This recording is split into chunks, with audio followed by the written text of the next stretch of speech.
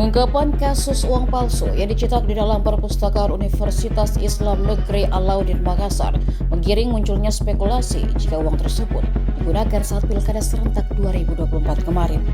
Spekulasi itu muncul bukan tanpa alasan. Pasalnya terbongkarnya kasus ini sepekan setelah pencoblosan berlangsung pada 27 November 2024. Polres Goa awalnya mendapati adanya transaksi 500.000 di Kecamatan Pelangga, Kabupaten Goa pada awal Desember ini. Sebelumnya juga terungkap jika uang palsu itu sudah beredar dan dibelanjakan di Kabupaten Mamuju, Sulawesi Barat pada pertengahan November 2024 kemarin.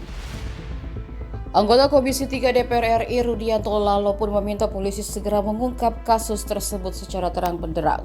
Anggota komisi yang membidangi penegakan hukum di DPR RI ini menanti penyelidikan dan penyidikan pasti polisi terkait peredaran uang palsu tersebut mengalir kemana saja.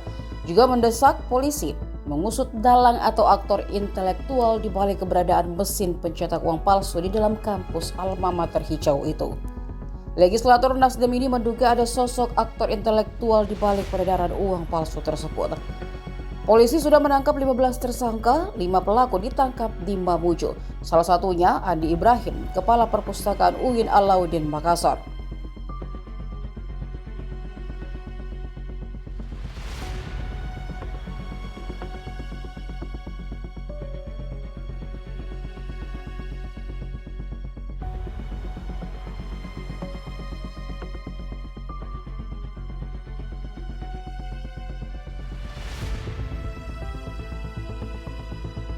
Download Tribun X sekarang, menghadirkan lokal menjadi Indonesia.